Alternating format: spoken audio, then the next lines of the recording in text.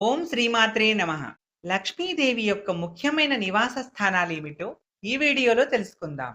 పసుపు, కుంకుమ, బంగారము, రత్నాలు, ఆభరణాలు, ముత్యాలు, వెండి, రాగి, ఇత్తడి కలశాలు, శుభ్రమైన తెల్లని వస్త్రాలు, ఆవు పేడ, ఆవు కొమ్ముల మధ్యన, ఆవు యొక్క పృష్ఠస్థానములోను, పూజామందిరములోను, పవిత్రమైన మనస్సులోను, దర్భలలోను, మహానుభావులలోను, యోగులు, మునులు, ఋషులలోను, ఉత్తమమైన రాజులోను, సదాచార బ్రాహ్మణుడిలోను లక్ష్మీదేవి నివసిస్తుందని పెద్దలు భావిస్తారు.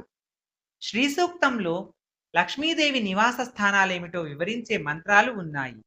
యః శుచిః ప్రయతో భూత్వా జుహ్యాదాజ్యమన్వహం శ్రియః పంచదశచ్చంచ శ్రీకామత్సతతం జపేత్.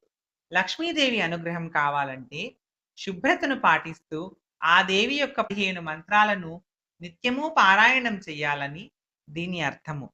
ఎక్కడ శుచి శుభ్రత ఉంటే అక్కడ లక్ష్మీదేవి ఉంటుందని ఈ మంత్రం ద్వారా మనకు తెలుస్తోంది. లక్ష్మి అంటే కేవలము సంపద అనే అర్థము కాదు, ఆరోగ్యము కూడా సంపద వంటిదే. మనం ఆరోగ్యంగా ఉండాలంటే మన చుట్టూ ఉన్న పరిసరాలు శుచి శుభ్రంగా ఉండాలని, ఆ విధంగా శుభ్రంగా ఉన్నప్పుడు సమాజము ఆరోగ్యవంతంగా ముందుకు వెళుతుంది. కాబట్టి మన పెద్దలు ఆరోగ్యమే మహాభాగ్యం అన్నారు. అలాంటి ఆరోగ్యాన్ని కూడా మనము లక్ష్మీ స్వరూపముగా భావిస్తాము. వీడియో మీకు నచ్చితే లైక్ చేసి షేర్ చేయండి. ఇలాంటి మరిన్ని వీడియోల కోసం ఈ ఛానల్ని సబ్స్క్రైబ్ చేయండి.